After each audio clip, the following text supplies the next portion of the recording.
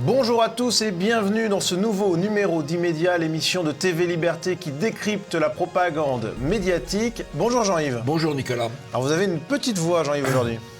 Un enrouement dû au pollen, je pense que ça disparaîtra assez vite. Bon, j'espère. Une allergie peut-être au bobard médiatique aussi. Ah oui, bah alors là, ça serait permanent. Ça serait permanent. Voilà.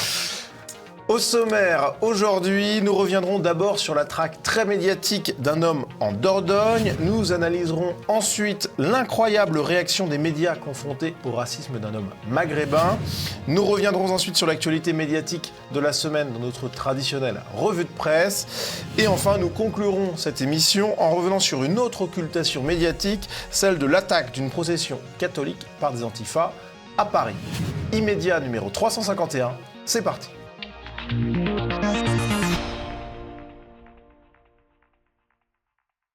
Et pour commencer cette émission, eh bien, c'est l'image de la semaine. Et cette image, Jean-Yves, c'est celle d'un homme, Thierry Dupin, un appel à témoins partagé par tous les médias. Oui, alors cet homme a agressé à son domicile sa femme et l'homme avec qui sa femme se trouvait à ce moment-là. Et puis il a blessé, je crois, l'homme. Il a tiré dessus, et il a pris la fuite. Et on a donc eu une hyper-médiatisation de la traque de cet homme.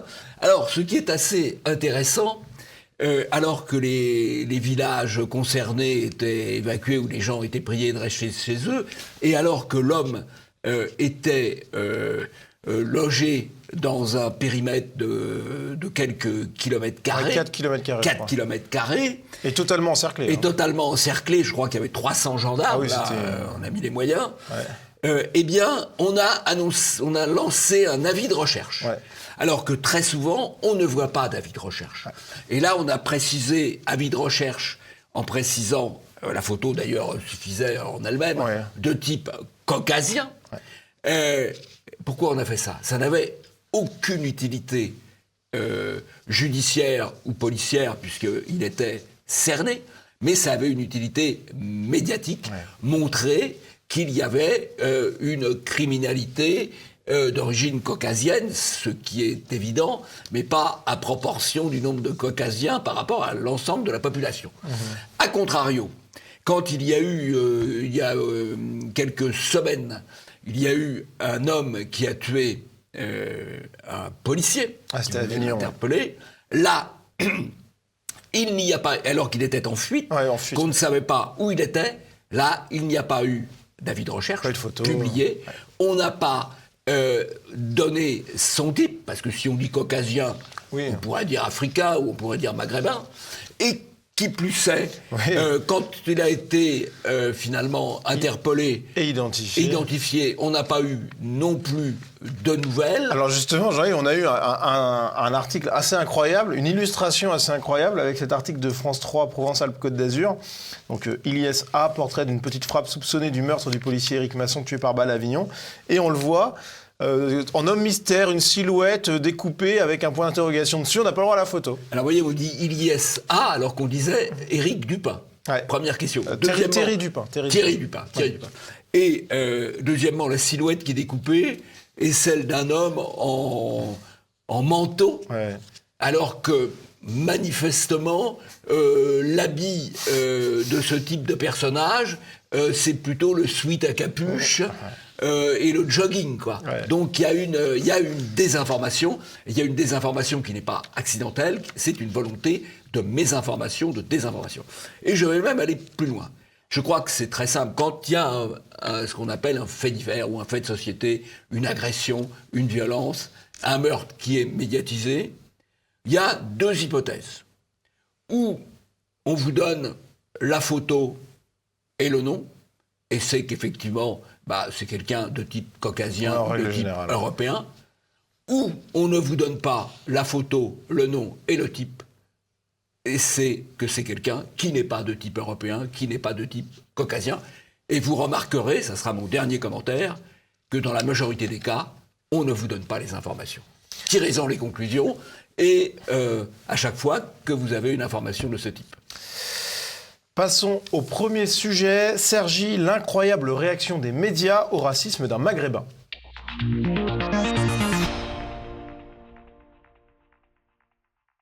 À Cergy, un livreur de repas à domicile a été agressé par un jeune homme maghrébin dans la rue pour une enceinte qui passait de la musique trop fort. Le maghrébin l'a donc violemment agressé. Une voisine qui filmait la scène a été très violemment insultée par ce jeune maghrébin qui l'a traité donc de tous les noms, notamment des termes en des termes très racistes.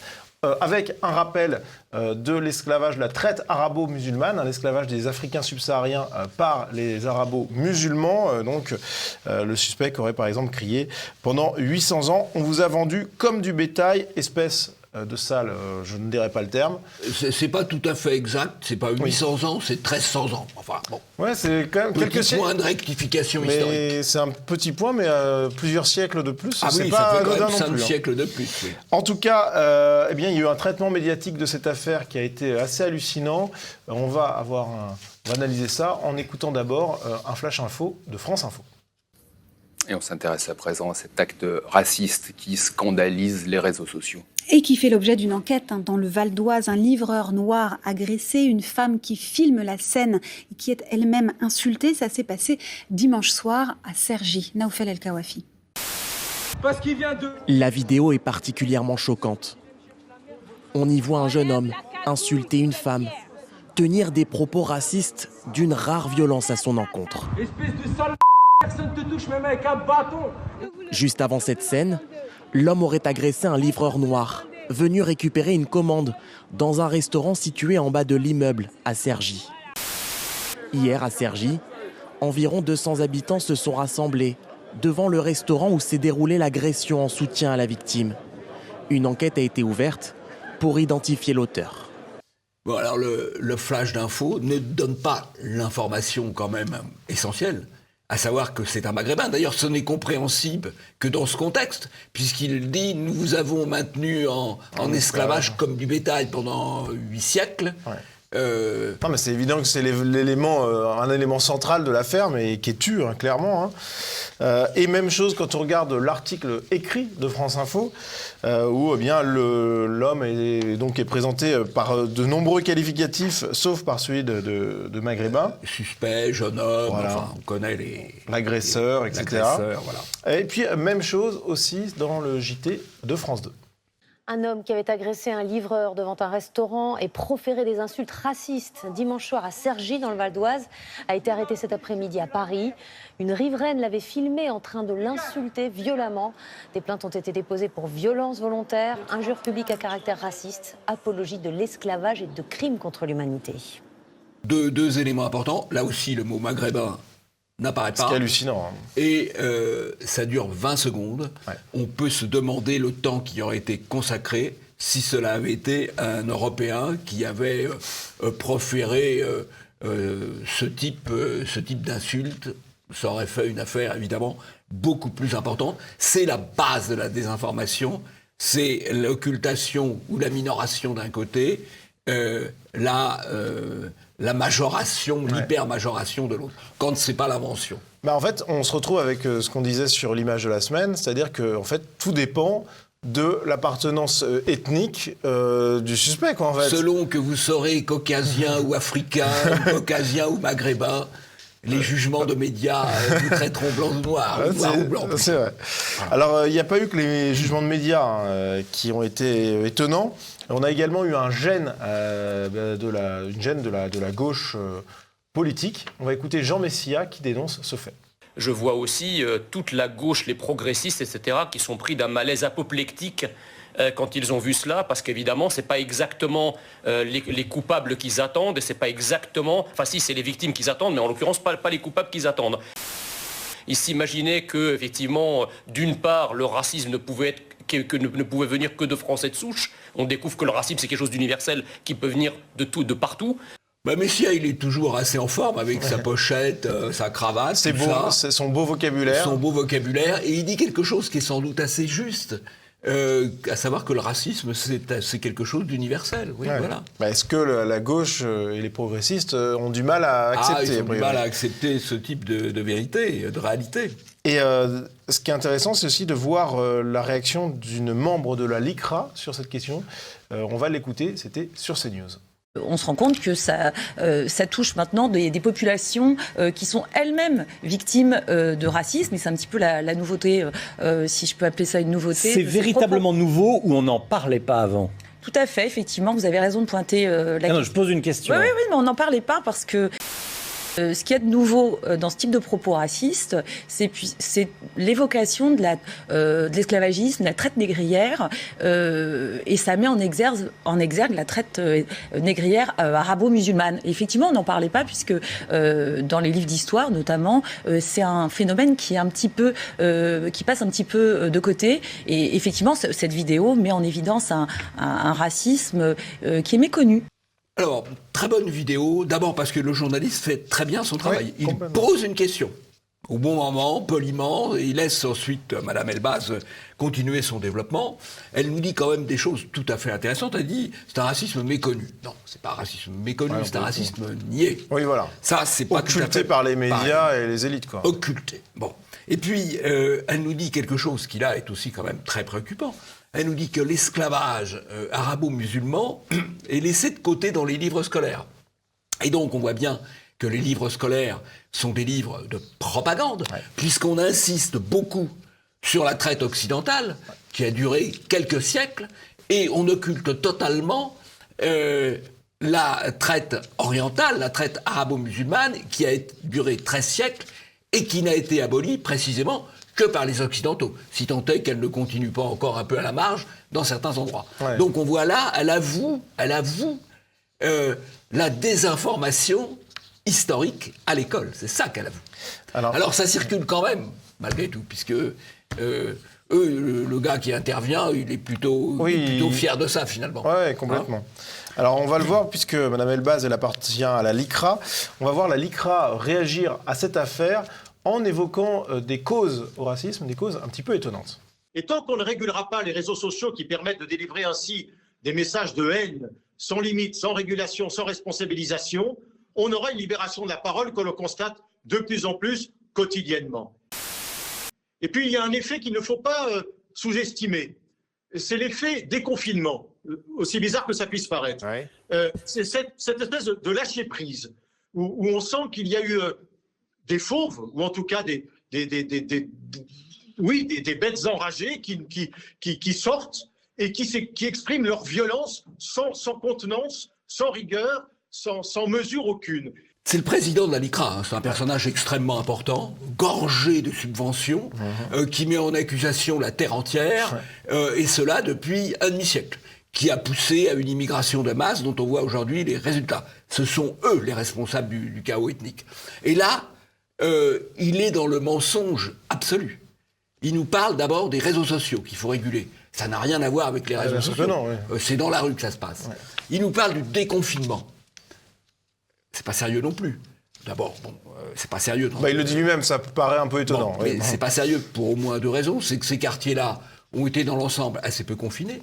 Et qu'en l'occurrence, on voit une photo qui est prise de nuit, devant un établissement où il y a du monde, et alors que il fait nuit, et que le couvre-feu devrait être appliqué. Donc, on est dans le mensonge, mais là, c'est le mensonge subventionné. Enfin, doublement subventionné, parce que la LICRA est subventionnée et s'exprime dans des organes subventionnés. Voilà. Alors, BFM n'est pas subventionné, mais par contre, vous parlez de médias subventionnés, et il y en a un qui est même public, France Inter, où on va le voir, ce n'est pas la LICRA, mais SOS Racisme, qui est interrogé par la voix de son président Dominique Sopo, et le journaliste comme Dominique Sopo sont clairement en roue libre sur ce sujet. Un homme soupçonné d'être l'auteur des violences physiques et des insultes racistes dimanche à Cergy a été arrêté hier à Paris, et cette scène amène beaucoup de questions. Bonjour Dominique Sopo. Bonjour. Président de SOS Racisme, cette scène, elle montre le racisme à la fois le plus banal et le plus abject qui s'exprime sans le moindre filtre. Oui, sans le moindre filtre, parce que là, ce qui est impressionnant, c'est que la personne sait qu'elle est filmée, qu'il y a une revendication d'un racisme qui est répété à plusieurs reprises et qui est répété à dessein. On voit bien qu'il y a quand même une forme de libération d'une parole raciste de plus en plus décomplexée. Quand on regarde comment, par exemple, une chaîne comme CNews a fini par tourner et devient une expression quasiment officielle d'une parole stigmatisante envers les Noirs, les Arabes, etc. Bon, on voit bien qu'il y a quelque chose qui a vrillé dans la société. Le confinement, ça n'aide pas parce que ça crée de toute façon d'autant plus de tensions dans les relations à l'autre. D'autant plus que, évidemment, la mécanique des réseaux sociaux ajoute aussi à la tension. Et avec des personnes encore plus difficiles peut-être à protéger, on sait bien que parmi ces livreurs de repas à domicile, il y a des gens qui sont sans papier, qui sous-louent les comptes d'autres livreurs et qui ne veulent pas se signaler s'ils sont victimes d'insultes racistes. Comment les protéger, ceux-là ? Ça montre bien aussi comment, en fait, toute une partie de l'économie dépend des personnes en situation irrégulière, qui se font beaucoup taper dessus, mais on est bien content de les avoir lorsqu'elles viennent nous livrer des repas à n'importe quelle heure du jour ou de la nuit. Actons que la pandémie a mis aussi en avant l'utilité de ces personnes, peut-être de façon encore plus visible, et peut-être qu'il faudrait régulariser tout simplement ces personnes, ça les rendrait moins vulnérables. Alors c'est grandiose, et ce racisme, pratiquement pas d'adhérents, mais des millions de subventions publiques. Et le passage dans les grands médias. Le passage dans les grands médias et des kits de formation pour les entreprises. C'est une entreprise extrêmement rentable. Alors, là, on est d'abord dans le déni, puisqu'on ne dit pas qui a proféré c'est fou. Ces insultes, à savoir un maghrébin se référant explicitement à son histoire d'arabo-musulman. Ouais, c'est incroyable. Donc, première chose. Ensuite, alors on est dans les mêmes éléments de langage que la LICRA. Oui. C'est les réseaux sociaux, c'est CNews, c'est bien connu que ce type de population, la clientèle qui regarde CNews, c'est plutôt une clientèle CSP+, française de souche, c'est évidemment pas cette clientèle-là, donc c'est totalement hallucinant comme explication. Et puis à la fin, on dit, il faudrait les régulariser, parce que si ça changerait sa couleur de peau, peut-être. Parce qu'apparemment, là, il a été mis en cause comme africain, pas comme clandestin, on lui a pas demandé ses papiers. Alors, je voudrais simplement dire une chose, d'ailleurs, qui est un peu du fond. On dit, il suffirait de régulariser. Évidemment, une fois que les gens sont régularisés, il y a d'autres clandestins qui viendront. Mais il y a une manière très simple, d'arrêter le travail clandestin. C'est tout simplement de fermer administrativement les entreprises qui en abusent de manière industrielle. Je pense que le gouvernement, s'il voulait arrêter le travail clandestin, il fermerait Deliveroo, il fermerait Uber Eats, il fermerait un certain nombre de ces plateformes, d'autres se créeraient sur des bases peut-être un peu plus honnêtes. En tout cas, et plus rémunératrices pour les travailleurs. Moi, personnellement, je ne fais jamais appel à ces plateformes. Parce que j'aurais honte d'employer des gens sous-payés pour venir me servir. Et clandestins de surcroît. Le message est passé. En tout cas, cet extrait était vraiment édifiant. On est donc, on le rappelle, sur le service public. Le journaliste hyper complaisant. Enfin, mais tout est dans la subvention. C'est incroyable. Subvention du service public, subvention de SOS Racisme. C'est fou. Voilà. Payé pour disparaître. Ouais. Alors, Jean-Yves, il y a eu aussi des contrefeux médiatiques. On a par exemple Pierre Sautarel qui tweet « Agi+, en français, n'aborde pas l'affaire de Cergy, mais sort une autre affaire, l'affaire d'un homme qui aurait subi des insultes racistes de la part d'un gestionnaire de location. » Donc on voit qu'il y a des petits contrefeux médiatiques à ce genre de... Oui, une affaire moyennement crédible, mais bon, on n'en sait pas plus. En tout cas, c'est un choix éditorial. Voilà. C'est un choix éditorial d'Agi+, qui en dit beaucoup. Absolument. D'ailleurs, au Qatar, il me semble que la problématique de l'esclavage est peut-être toujours d'actualité, au moins de manière indirecte. Donc, bon, c'est encore un autre sujet. C'est peut-être pour ça qu'ils n'ont pas voulu trop en parler, d'ailleurs. Autre tweet de Pierre Sautarel pour clore ce sujet. Quelque chose qui démontre que l'orgueil communautaire est plus fort que l'empathie face à la souffrance, c'est que l'affaire de Cergy provoque plus d'émotions que l'affaire de Saint-Michel-sur-Orge, un jeune de 15 ans qui avait été poignardé. Pourtant, dans le deuxième cas, la victime a 15 ans et est en piteux état.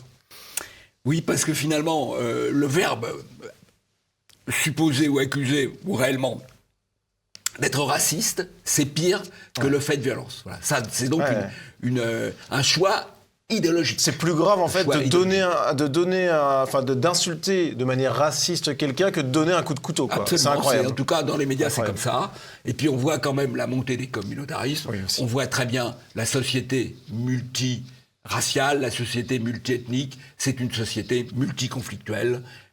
On a importé la guerre civile du monde entier. Voilà, c'est ça qui a été fait par les gouvernements successifs, sous la pression d'associations comme la LICRA, comme SOS Racisme, et j'en passe. Ces gens-là devraient faire repentance.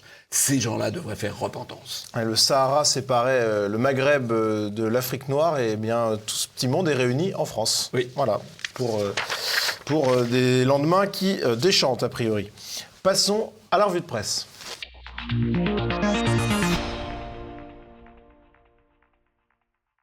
Et pour commencer cette revue de presse, eh bien, on se dirige vers La Chapelle-sur-Erdre, près de Nantes. Vendredi dernier, Jean-Yves, un attentat a eu lieu. Un homme a attaqué une policière municipale il a été présenté comme schizophrène de manière appuyée par les médias. Sauf que quand on écoute son ancien avocat, on en doute un petit peu. On va l'écouter sur BFM. L'aspect psychologique ou psychiatrique des faits ne ressort absolument pas. Et j'ai des expertises, si vous voulez, qui ont été faites en 2013 pour sa cour d'assises qui a eu lieu en 2015. Elles disent quoi, ces expertises, alors ?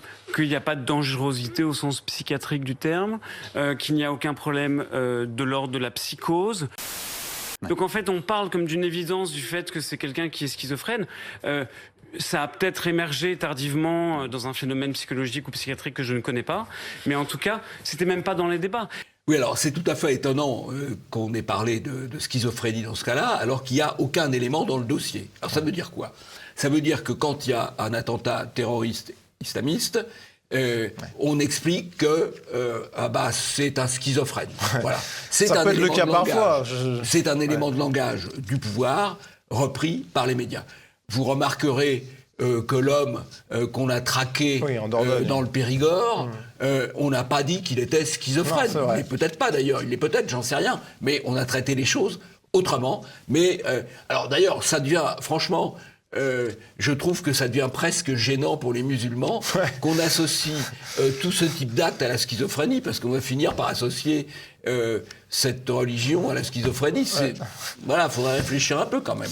Alors en tout cas, cet attentat de La Chapelle-sur-Erdre, il a appelé des diversions. Damien Rieu tweetait le jour même « Vous allez voir, demain les médias de gauche vont sortir une affaire de bavure policière avec une cheville foulée ou monter une polémique sur des obscures blagues dans un groupe WhatsApp de policiers. Ils font ça à chaque fois pour faire diversion. » Et le lendemain, Jean-Yves, Damien Rieu tweetait « Qu'est-ce que je vous disais ?»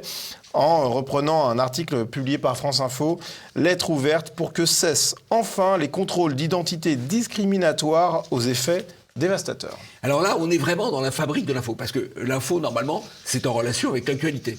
On parle de ces événements, on parle de La Chapelle-sur-Erdre, parce que c'est arrivé, c'est un attentat dans l'actualité. Là, hop, on téléphone à 3 copains, on rédige une tribune, c'est comme ça que ça se passe. On rédige une tribune. Est-ce que tu veux la signer ? Est-ce que tu veux la signer ? Tous ces types-là, de toute façon, sont des permanents subventionnés. Et on balance, ça devient une info. Voilà, c'est aussi simple que ça. Et on a eu aussi C'est une opération de diversion, c'est une autre forme de désinformation. La désinformation par diversion. Et on a eu aussi Libération qui publiait le 30 mai, récit, violence policière, la nuit d'horreur de Brice Hunza, accusé à tort. Donc pareil, violence policière. Alors là aussi, c'est une affaire, on ne sait pas trop ce qu'il y a derrière. Bon, ça a l'air d'être quand même problématique. Qui remonte au 2 avril. Oui, c'est ça. Qui remonte au 2 avril. Bon. Ouais, bon. Et que, soyons prudents. Soyons prudents. Alors, on va se concentrer sur les titres, Jean-Yves, la désinformation par le titrage, avec d'abord cette affaire, un conseiller régional du RN qui a été agressé par un député Les Républicains lors d'un rassemblement dans le Grand Est. Et le premier titre du Figaro, Grand Est, bagarre entre 2 élus LR et RN lors d'un rassemblement. Le titre a été changé par la suite, pour être plus conforme au fait qu'il y avait une agression d'un côté plutôt qu'une bagarre. Voilà, il est évident que dans le cas inverse, ce qui peut arriver, des incidents électoraux, ça peut arriver, mais dans le cas inverse, ça aurait été évidemment une affaire...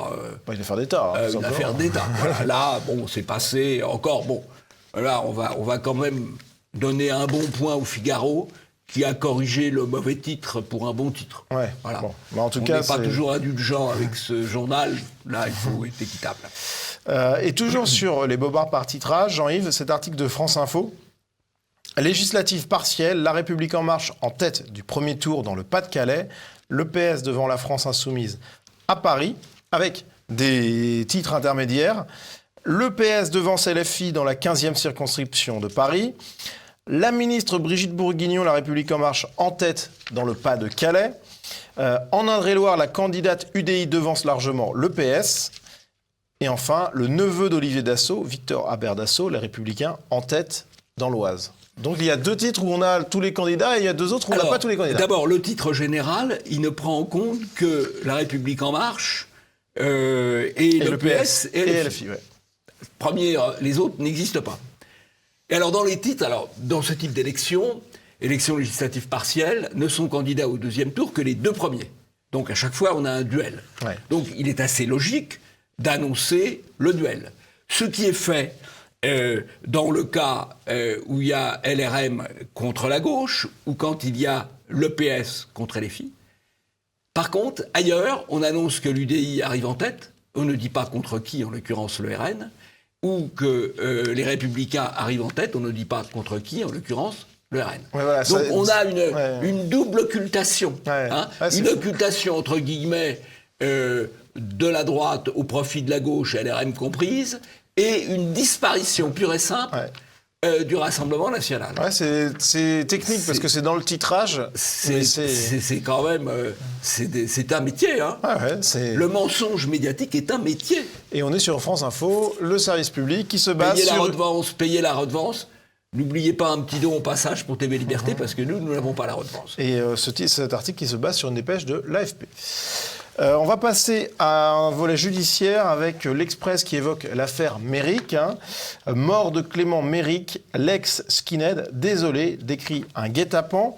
Et ce qui est intéressant dans l'Express qui décrit donc Esteban Morillo, accusé de l'homicide de Clément Méric, d'avoir fait recouvrir ses tatouages nazis et d'avoir une carrure imposante. C'est des éléments de langage qui font un peu froid dans le dos. Ouais, il a 1m70. C'est-à-dire, il a ma carrure à peu près... Sans vouloir vous offenser... Bon, j'ai quelques doutes sur le caractère imposant, mais bon, très bien. Et il a effacé des tatouages... qui n'étaient pas nazis. Pas nazis, pour ceci étant, il a eu tort de les effacer, à mon avis, mais ça, c'est une autre affaire. Bon, voilà, c'est typique. On est dans le domaine de la protection des antifas. Ouais. Parce que c'est les antifas qui ont agressé. Alors, c'est vrai qu'il y a un antifa qui est tombé de travers... et qui est mort, c'est tout à fait dramatique. Mais c'est eux qui ont été agressés. Et donc les skinheads en question, ils étaient plutôt en état de défense. Ouais. Voilà. On va voir ce que la justice en dira. Autre actualité, CNews attaqué, Jean-Yves, la chaîne attaquée. On a cet entretien de Stéphane Séjourné dans l'Opinion. Stéphane Séjourné, certains programmes de CNews participent à l'abaissement du débat politique et il veut compter dans le temps de parole des politiques et les éditorialistes les plus engagés, en citant nommément Éric Zemmour. Oui, alors plusieurs remarques. Alors, d'abord... quand on dit que c'est l'abaissement du débat politique et que le président de la République s'est laissé faire des grimaces dans son bureau par McFly et Carlito, bon, l'abaissement du débat politique, c'est vrai que c'est pas très crédible. Deuxièmement, l'abaissement du débat politique, c'est un peu dommage, mais sans doute que l'émission la plus intelligente, où il y a le plus d'intelligence, de débat, de fond, de tout le paysage audiovisuel, c'est celle de Zemmour. Oui, c'est clair. Bon, alors on peut ne pas être d'accord avec Zemmour, mais dire que ça baisse le débat politique, je suis pas sûr. Alors, vous allez dire, mais qui est ce Séjourné ? Séjourné, c'est un personnage tout à fait important, député européen, en même temps, mais ça c'est macronien, que très proche conseiller du président de la République, et par ailleurs... Marie à la ville de Gabriel Attal, le porte-parole du gouvernement Castex. Vous voyez que c'est une parole qui compte. Ouais. Quand Séjourné dit cela, et que vous savez qu'il est au croisement de la cellule communication de l'Élysée et du porte-parole du gouvernement, il y a lieu d'être inquiet pour la liberté d'expression. En tout cas, ça fait dire à Gilles-William Goldnadel sur Twitter, qui réagit à cette demande de décompter le temps des éditorialistes dans le temps politique, de s'attaquer, pourquoi pas, aux éditorialistes de France Inter ou d'autres médias. Voilà, ça pourrait être une solution. Avec ce tweet de Pierre Sautarel, il y a 207 chaînes télé en France, dont 31 sur la TNT. C'est dingue, ces gens qui voient comme une menace pour la démocratie que 40% de l'opinion publique dispose enfin d'un média audiovisuel, en l'occurrence CNews. C'est ça qui est insupportable. Ouais, ils ne supportent pas la diversité. Ouais, diversité d'opinion. D'opinion, oui. Et Jean-Yves Zemmour a été de nouveau attaqué cette semaine. Oui, Zemmour est attaqué dans des opérations assez dérisoires, des affaires qui remontent à 20 ans, où une femme prétend qu'il aurait eu une main un peu baladeuse il y a 20 ans. En 1999. 22 ans, alors. 22 ça remonte. Ça remonte. 22 ans. Il y a aussi une affaire de SMS. Bon, je veux dire, c'est assez dérisoire. Ça m'étonnerait beaucoup que ça intimide Zemmour. Alors, autre sujet de l'actualité médiatique cette semaine, c'était le génocide rwandais, Jean-Yves, avec cette vidéo de Raphaël Glucksmann sur BFM RMC face à Jean-Jacques Bourdin. Vous savez, moi, j'ai parcouru les fosses communes du Rwanda. À 20 ans, je me suis retrouvé à déterrer des cadavres dans une fosse septique à Kigali. Et j'ai encore sur moi cette odeur des cadavres en putréfaction. Il y avait les robes des femmes violées qui étaient soulevées et qui étaient mises de côté dans les chiottes. Il y avait un pays tapissé de cadavres. Et notre État était du côté des bourreaux. Alors, ce qui est tout à fait étonnant, c'est qu'il est chez Bourdin. Ouais. Bourdin est quelqu'un qui interroge parfois de manière assez agressive. Et qui, là, laisse passer sans contestation le mensonge. Parce que, on va faire un peu de chronologie. Ouais. Ce qu'on appelle la guerre civile, la guerre ethnique plus exactement. Oui, c'est une guerre ethnique. Guerre ethnique. Entre les Hutus et les Tutsis. Elle a eu lieu en 1994. À l'époque, M. Glucksmann avait 15 ans. Il n'était pas sur place. Et M. Glucksmann est allé sur place 10 ans plus tard, en 2004, quand il avait non pas 20 ans, mais 25 ans, 10 ans après les massacres. Et il nous explique qu'il y a encore l'odeur. Mais peut-être qu'il est retourné avant ça, non ? Non, c'est pas... Okay. Non, il l'aurait dit. Vous pensez bien que s'il y était allé avant, ce serait dans ses notices biographiques. Non. Bon, en tout cas, on a l'impression de voir un peu Bernard-Henri Lévy, quoi. C'est du sous-Bernard-Henri Lévy. Voilà. Toujours au service des mêmes causes, c'est-à-dire la cause de l'Empire américain. Voilà.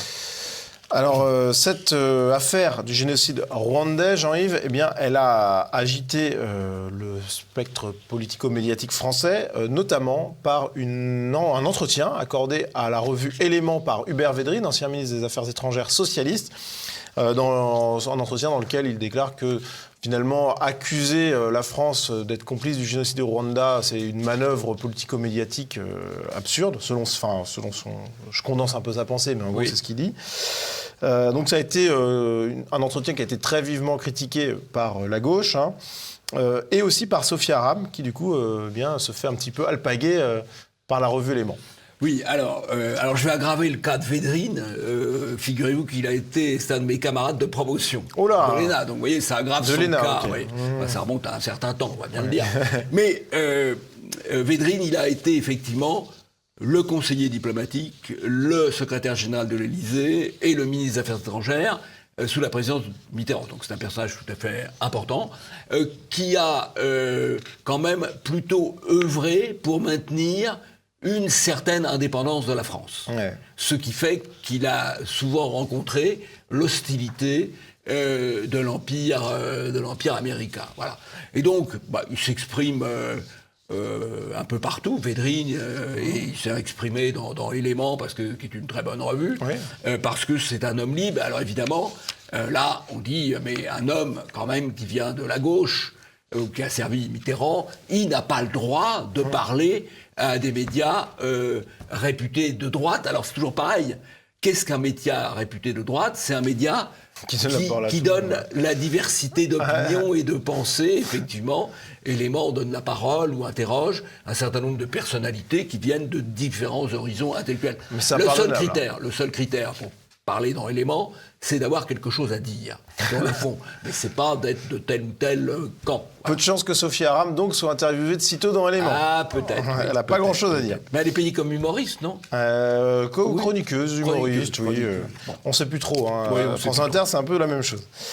Jean-Yves, l'été arrive et c'est donc la fin de la trêve hivernale et eh bien, les médias y vont de leur reportage sur cette affaire. On va tout de suite écouter RMC. Les associations sont inquiètes car selon elles, 30 000 familles sont menacées d'expulsion. C'est le cas par exemple de Rachida qui ne paye plus son loyer depuis près de 5 ans à Paris et que Benoît Ballet a rencontré pour RMC. Si la police qui arrive, je suis prête je leur rends les clés et je sors. Son propriétaire veut récupérer cet appartement. Rachida ne paye plus le loyer depuis 5 ans, elle n'en a pas les moyens. Pour elle, commencent de longs mois d'angoisse. J'arrive même pas à dormir sans médicaments. Normalement, la préfecture doit me trouver un logement. Mais il n'y a rien, il n'y a pas de proposition, il n'y a rien du tout. Ils sont très compatissants. Hein. La trêve hivernale, c'est un hiver. Là, on est au 5e. Hein. Ouais, ça fait beaucoup. On va être moins compatissants. Oui, et puis surtout, la question, ça pourrait être, en 5 ans, vous n'avez pas trouvé de choses alternatives. Bon, a priori, on ne va pas leur demander trop aux médias. Non, quand même. Alors, pour finir cette revue de presse, un petit coup de chapeau, peut-être, au présentateur Stéphane Bern, qui part en croisade contre les éoliennes. Alors, Stéphane Bern, c'est un défenseur du patrimoine. Ouais. Et là, il s'est approprié, en quelque sorte, il a promu le combat contre les éoliennes, qui sont une destruction majeure des paysages français. Vous voyez, M. Macron est allé à Saint-Cirque-la-Popie, en plein cœur du Quercy, qui est une des plus belles régions françaises, et qui risque d'être détruite, les paysages risquent d'être détruits par la mise en place d'éoliennes. Ouais. Et le paysage, c'est un élément du patrimoine, et M. Bern, qui est un défenseur du patrimoine, promeut cette défense, c'est très bien. Et ça a permis de sortir un peu du ronron, c'est bien pour l'écologie, ce qui n'est même pas le cas d'ailleurs. Passons au deuxième sujet, procession catholique attaquée, le silence des médias.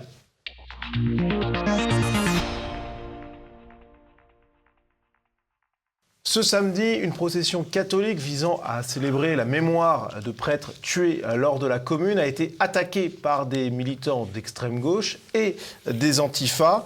Et Jean-Yves, malgré la violence de cette attaque, le traitement médiatique a été compliqué, discret, tardif. Il a été limité. Il est arrivé plus de 30 heures après les événements. Ouais. Sous la pression des réseaux sociaux. On comprend pourquoi certains veulent censurer les réseaux sociaux, parce que s'il n'y avait pas de réseaux sociaux, on ne saurait pas. Alors que par contre, si ça avait été une procession religieuse, mais musulmane, à mon avis, on l'aurait peut-être su un petit peu avant. Là, on avait l'ouverture des 20h et les unes, voilà. Mais c'est évident. C'est toujours pareil. Minoration, majoration. Et justement, pour appuyer cela, on va écouter Pascal Praud, qui en a fait son édito de l'heure des pros. Bonjour à tous et bienvenue à l'heure des pros. Ce matin, en France, quand des catholiques sont agressés parce qu'ils honorent la mémoire de 300 prêtres massacrés par la Commune en 1871, le monde politique ne réagit pas ou peu. Quasiment pas un mot dans l'univers médiatique, journalistes, artistes, personnalités. Tous ces gens si prompts à tweeter d'habitude ou à exprimer leur compassion, toutes ces belles personnes qui avancent le cœur en bandoulière pour défendre la veuve et l'orphelin ou prendre cause pour tous les opprimés de la terre, à condition évidemment qu'ils ne se réclament pas de l'Église de Rome. C'était globalement silence radio. Aucune réaction à gauche, bien sûr, aucune réaction de la France insoumise, bien évidemment. Jean-Luc Mélenchon ne recrute pas ses électeurs dans les églises. Appelons ça les indignations sélectives ou la soumission organisée. Jadis, la France, c'était la fille aînée de l'Église. Elle est aujourd'hui la fille abandonnée. Oui, jadis, la France, c'était aussi le patrie de la liberté d'expression. Elle est aujourd'hui abandonnée. En tout cas, c'est vraiment un édito extrêmement puissant de Pascal Praud, qui montre bien le silence médiatique et le silence politique. Jean-Yves, on peut se demander finalement si cette pression dans la rue violente des antifas, elle ne paye pas. Tout simplement quand on regarde par exemple les tweets de Jean-Pierre Denis, ancien directeur de presse, qui déclare Prenant prétexte de la présence de quelques militants identitaires d'extrême droite dans une procession populaire dénuée de toute connotation politique, des groupuscules identitaires d'extrême gauche ont molesté des fidèles et porté atteinte à la liberté de culte, avec une conclusion. Ces heurts étaient très largement prévisibles. Du coup, fallait-il organiser cette procession où le diocèse a-t-il péché par légèreté ? Il est parfait pour montrer l'efficacité de les agressions antifa. Puisqu'à partir du moment où il y a un risque d'agression antifa, il ne faut pas tenir la procession, la manifestation, la réunion. Oui, il faut tout arrêter. C'est celui qui est agressé qui est en quelque sorte le provocateur de l'agression. Ouais. Mais ça marche depuis très longtemps. Parce que les antifas, ils ont attaqué des librairies, je pense à la Nouvelle Librairie par exemple, ils ont attaqué des meetings, ils ont attaqué des lieux de réunion, ils ont attaqué des permanences, voilà. Mais toujours, où il n'y a pas de réponse, et on ne parle pas de l'agression, où il y a une réponse, comme il y a eu récemment par exemple à l'Alvarium à Angers, et à ce moment-là, on accuse ceux qui se défendent. Et si dans la manifestation, si dans la procession, il y a eu quelques hommes qui avaient fait face, eh bien, ils se seraient retrouvés probablement en garde à vue, voire en prison, si l'affrontement avait été trop violent. Ouais. Donc il y a vraiment une prime à l'antifa. Et puis alors, ce Denis utilise l'argument vraiment de fausse fenêtre, puisque il utilise l'expression groupuscules identitaires d'extrême gauche. Les groupuscules d'extrême gauche ne sont pas identitaires. C'est donc un contresens, en disant oui, mais ils ont pris prétexte de la présence dans la manif de groupuscules identitaires d'extrême droite, ce qui n'était absolument pas le cas, puisque en l'occurrence, c'était une procession conduite par un évêque du diocèse de Paris. Et donc on est dans la fausse fenêtre, mais voilà, on déplore quand même, mais tout en justifiant, c'est quand même une belle victoire des antifas, faut pas faire d'illusions. Donc en espérant que ça Qui ont aussi la protection de la préfecture de police, bien sûr. Parce que comment ont-ils pu laisser au même moment deux processions, deux manifestations sur les mêmes lieux qui pouvaient se rencontrer de manière hostile? C'est forcément... Et il y avait une personne... un policier. Un policier très courageux, d'ailleurs. Très courageux. Une personne, un policier, pour assurer la sécurité de cette procession. Donc, c'est quand même... mais là aussi, c'est voulu, bien sûr. C'est la faute de la préfecture de police. C'est la connivence. Alors, c'est pas la connivence de la police, c'est la connivence de la police politique avec les antifas. Et pour finir sur ce sujet, on note quand même dans la Croix, cette tribune, la marche des martyrs, une aberration spirituelle et politique, où les auteurs notent que les otages de la commune ont été assassinés non pas en raison de leur foi chrétienne, mais en raison de leur affiliation aux ennemis de la commune. Pourtant, dans cette même tribune, on voit que les religieux ont été pris comme des boucs émissaires par les communards et que l'appartenance au christianisme était perçue comme critère d'hostilité à la commune. Vous savez quand même quels sont ceux qui ont fusillé les communards? Allez-y. Les républicains. C'est les gentils républicains. C'est les gentils républicains. C'est la Troisième République, qui n'était pas encore tout à fait programmée, mais la République était proclamée après la chute du Second Empire, et donc ce sont les républicains, c'est la République qui a fusillé les communards. Entre les massacres de Vendée, le génocide vendéen et les coups de fusil en plein Paris, les valeurs de la République, ça a changé, ça a changé. Bon, en tout cas, cette tribune de la Croix qui ouvre ses colonnes à tous les cathos progressistes, alors que si Julien Langella d'Academia Christiana ou tout autre catholique identitaire voulait rédiger une tribune et la publier dans la Croix, ils peuvent tenter leur chance. Ils peuvent tenter leur chance, mais à mon avis, ils n'auraient pas colonne ouverte de la même façon. Enfin bref. Jean-Yves, ça va être la fin de cette émission. Merci à vous de l'avoir suivi. Et puis Jean-Yves, on se dit à la semaine prochaine. À la semaine prochaine.